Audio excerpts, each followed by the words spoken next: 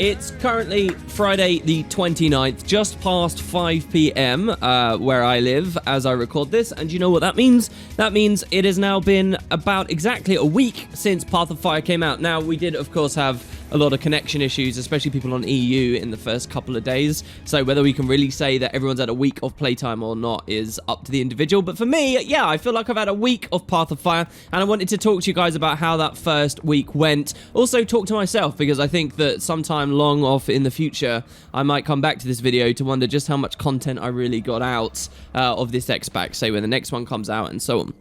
And really, I got a lot. I played a hell of a lot of this game this week. A lot more Guild Wars 2 this week than I often play. Sometimes I play more during Living World, but not so consistently for so many days in a row. And I wanted to give you guys kind of a touch-up on everything I've done, and more importantly, what I haven't done. So the entire week, save for a very brief moment of a little bit of raiding, has been in the expansion. It's been doing expansion story, it's been doing expansion map completion, and it's been doing mastery related things in the expansion to do with the new big system, obviously, which is mounts, as you can see that I'm riding around on one right now. So that's what I've been doing the whole week, really. It has been POF. It's not been like game time that's propped up by strong core systems necessarily. I haven't bothered going into fractals once this week. That happened a lot with Heart of Thorns. You guys might remember that HOT didn't just release the jungle and new story, but it also released a big overhaul to fractals at the same time. And amongst myself and my friends who I play the game with, we were kind of split, because some of them spent their entire time in fractals before even elite specializing, I'll add, while the rest of us were in the expansion. We kind of had these very different experiences. POF didn't have that. I think everyone generally in unison found themselves here in this expansion, and only just now people are thinking about returning to fractals. I'm only just now starting to get messages from people saying, hey, do you want to go back and do this core thing, which I guess I'll begin to look at now. But it was only really on day 6 that I feel like, and that's yesterday, it was only about yesterday that I feel like I'd kind of finished. Now, when it comes to an MMO, there's lots of different ways to finish, right? There's a first brief introduction to the game and sort of a gloss over. Then there's sort of a more completionist approach of finishing, and then there's like a super completionist approach of finishing, where you have taken multiple characters through and done everything. So I'm kind of at the first of those rungs, in my opinion. So what I've done now is I've been everywhere.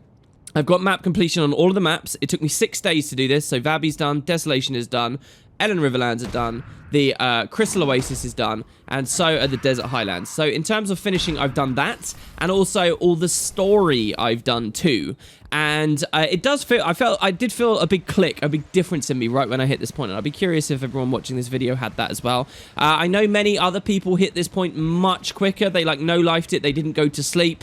I actually took my time a bit more in terms of like trying to cram it all out in one day. And I think I enjoyed it more. I got to appreciate the difference of Vabby compared to the Desolation better than if I was in one long delirious binge that I'd been playing through, such as I might have done when I was a bit of a younger teenager.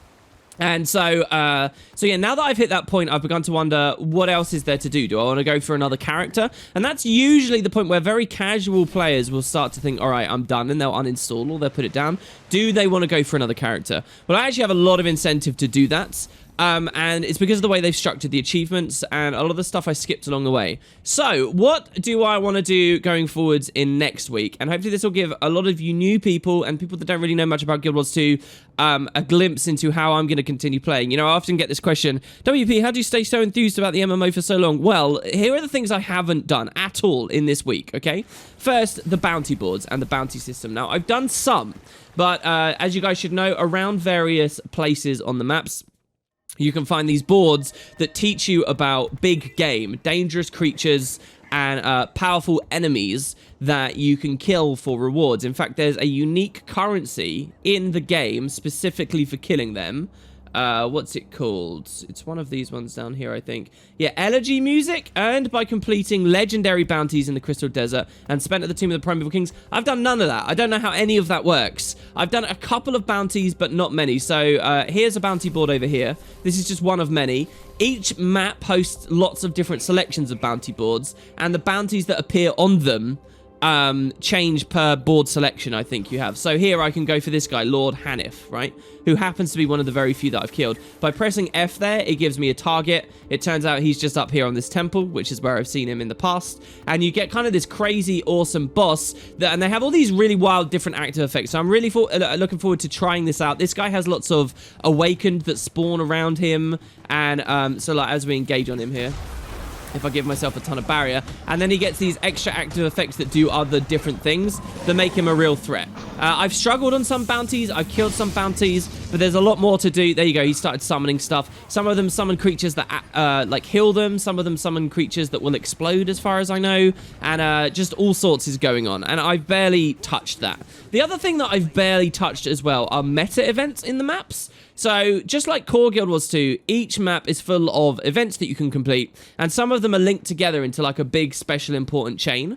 Vabi, where I am right now, is no exception to this rule. It has them as well, but I've not done them. I think the only meta, in fact, and this is genuinely deadly serious, the only metas I've done are the one in the first map, where you, at nighttime, get to collect all these casino coins, and you get to mess about sort of playing with the casino, and it doesn't seem like there's too many rewards, and it's not very well scaled for large groups. I did that on a stream with hundreds of people. And the only other one I've done is the meta event in the third map at Augury Rock.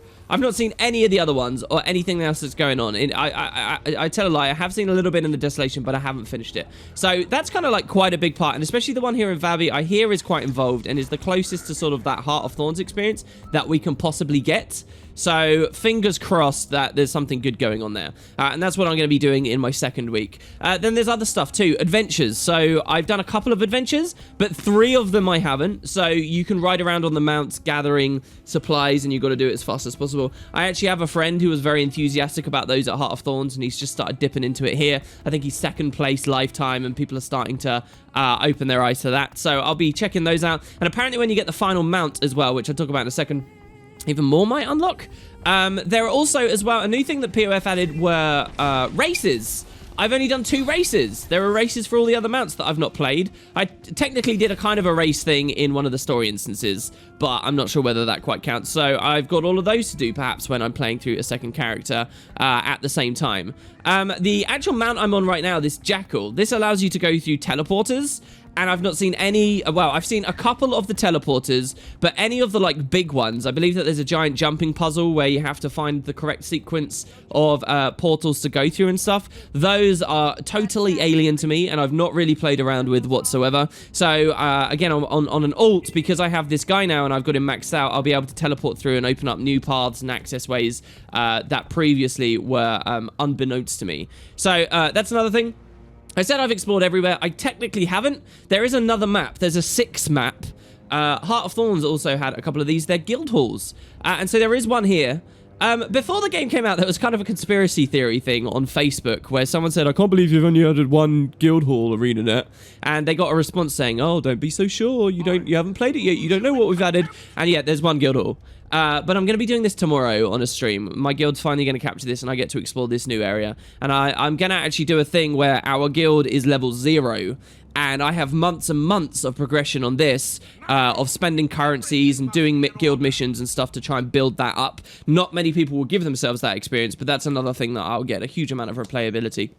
There's another mechanic too on the maps, would you believe it, that I've not touched. It's treasure hunting. So as you play the game, I'm not even sure what gives you these, but you get these treasure hunting kits. I got 32.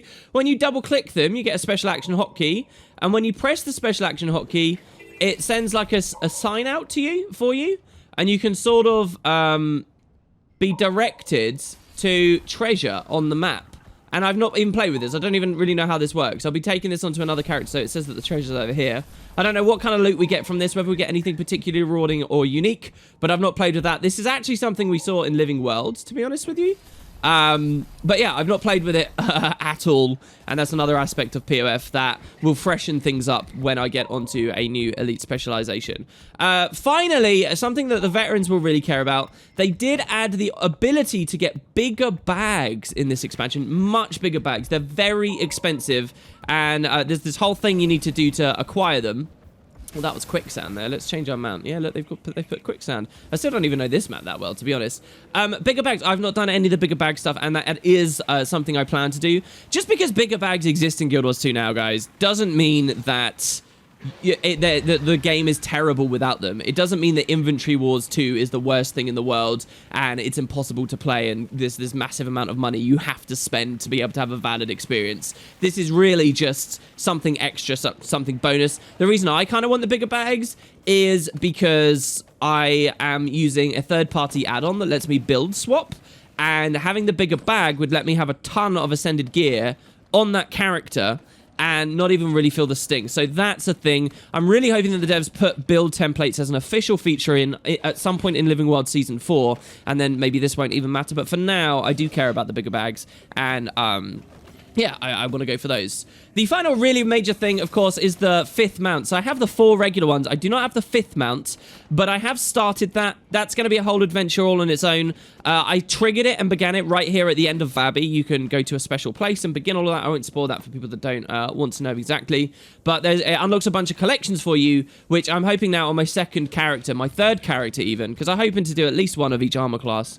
At that point, I should start collecting that stuff just as I go and as I play, and that should happen quite organically instead of it being this directed, targeted farm thing, which I think is what most people are doing as they rush to get that final thing. I'm going to savor the experience of unlocking the final one.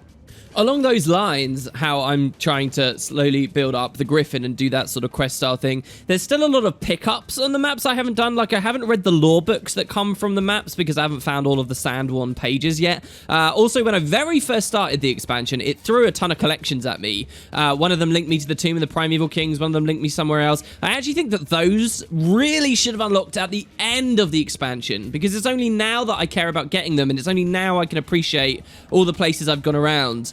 They would have worked so well at the end of the story or something. But I unlocked those back at the start, and now I'm starting to think, I'm quite excited to get them, and I'm starting to think, okay, double-click this item in my inventory, see where it's leading me to, and start paying attention. So there's just all this extra inventory stuff going on any new Elite specialization I want to play. So, yeah, that's a selection of stuff that I haven't done. To talk about maybe some other slightly different things of my first week, just to sort of sum up and recap how I was feeling. Talking about Elite specialization, so this character I'm on is a new character who's never done anything, but I pulled gear from elsewhere on my account so that I could experience, like, leveling Weaver up. Now, in terms of pacing, leveling Weaver was really fun. I now have it maxed out, of course, as I've finished the expansion now. And I've got some leftover points, actually. Just a couple for more Tempest progression. But, so I've maxed it out. I have to say, Weevil wasn't that fun in the end for me. Now, right now, in terms of, like, the end game meta for PvE, which really is only a small slice of the game, as much as people will try to convince you otherwise, it is only a small slice of the game. For that, Weaver's doing very well. I think it's, like, top DPS, maybe competing with Firebrand, but I think it's edging out. So people are saying, oh, this is overpowered, it's ridiculously strong.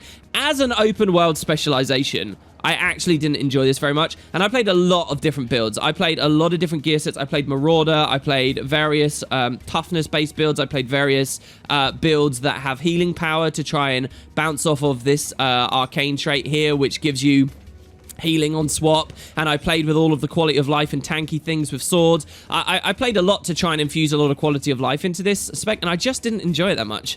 This is coming from an Ellie main for many years, who found a very worthwhile build on Tempest very quickly, running lots of Fury and Protection and Auras, and, you know, on fairly glassy stat sets. The Tempest was pretty comfortable. Tempest could kill pretty quickly too. Not that Weaver can't in open world, but I just didn't enjoy it that much. It was a bit too clunky for me, and I don't know, I think that did seriously, out of all things in Path of Fire, my experience, my personal experience of how I built this thing and played with Buildcraft, I think Weaver held me back more than anything else. And I did play a lot of builds, and I had fun. So I realized that there's a lot of interesting synergies with some of the Conjure weapons, so I was running various Conjure setups, but in the end, I'm looking forward very much mostly to playing something else. I'm looking forward to going through on a Scourge. I'm looking forward to going through even on a Reaper. A Hollowsmith I really want to play. And for the heavies, maybe the one I'm most excited about is Renegade, but I don't know. All the heavies I'm a bit lukewarm about. Maybe Spellbreaker, because Sun Spears and all that good stuff. But yeah, so Weevil was a bit of a disappointment. I'm well aware that right now there's a lot of traditional gaming websites that are looking at Path of Fire, because there's a lot of hype about this. People are looking back at the game, and they're looking to review it. And I'm actually terrified. I really am, because I know quite a lot about this game. I'm quite scared of them coming in on Ellie's and playing Weaver and getting the snot beaten out of them. We saw this a lot with Heart of Thorns. People said, oh, I tried to come back to the game, but it was too hard for me, because the core game is so bad at teaching people how it all works. The core game is so bad at treating people in a way that makes them good by the time they get to level 80. You get all these people who just got beaten up in Heart of Thorns and instantly quit, and I'd hate for a reviewer to be in that same situation, and especially to have that situation exacerbated because they're on a Weaver and they don't truly understand it. Again, people are going to flip out at me saying this, saying, oh, you shouldn't call Weaver bad, it's top DPS. I know Weaver is good, I know that it has its strengths. Open world, my experience, I didn't enjoy it that much, and I'm hoping to enjoy some of the other ones a little bit more.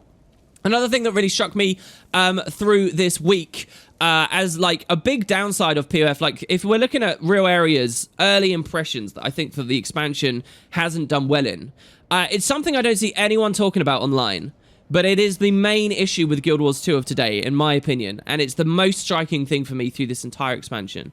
And it's social aspects of the game, and it's the MMO part of the game. Like, the devs are asking for a 100 words or less review of Path of Fire on the official forums. You guys might want to go check that out and participate in that if you're watching this video when it's new.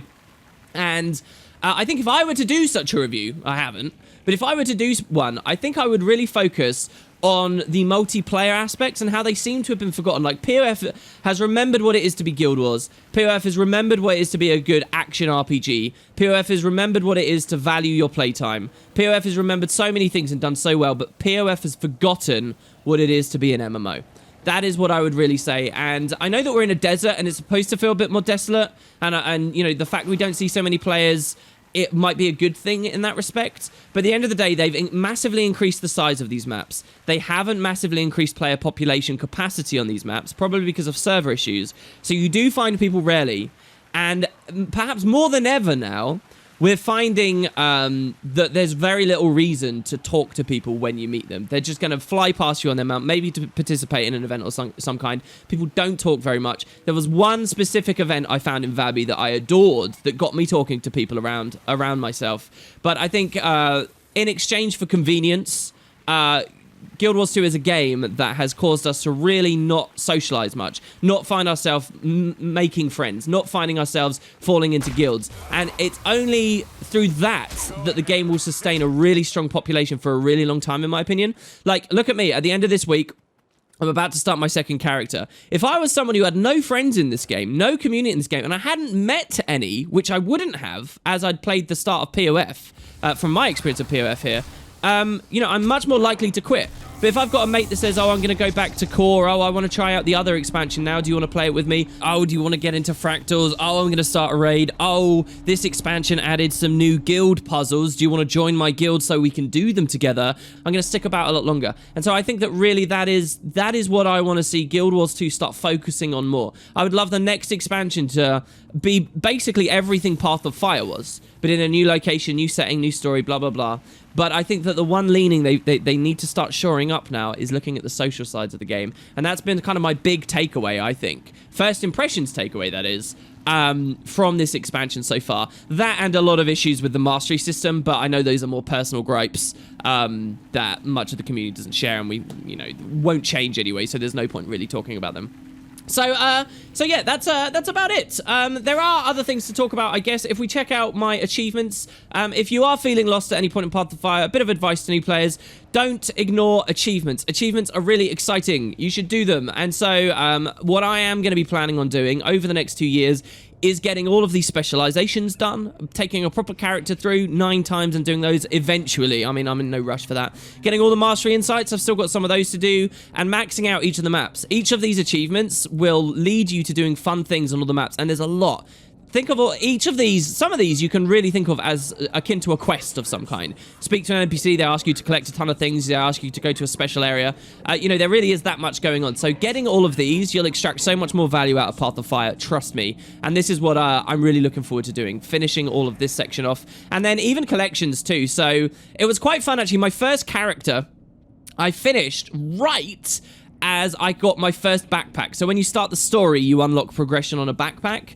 And I played the whole story, finished the whole map, and I got the backpack right then and there. I just had to go off and do a specific couple of bounties, and I was done. It took me like 5 minutes at the end of my adventure to acquire this thing. That worked perfectly. The pacing on that was brilliant. And now when I get to do another character, I get to go for a different backpack. And then in another character, I get to go for a different backpack. And so this is great. I saw people advising online that everybody spam this first story instance to get all 4 of these at once. Why? Why would you do that? Why are you rushing in that way to just limit your playtime? Ridiculous to me, and then by the end I should get this final super badass prestige item. So yeah, achievements are going to be my main focus. All that stuff that I've missed are going to be my main focus going on into week 2. I won't be giving you guys daily VODs for all of that stuff, but I wanted to give you an idea of how the first week treated me.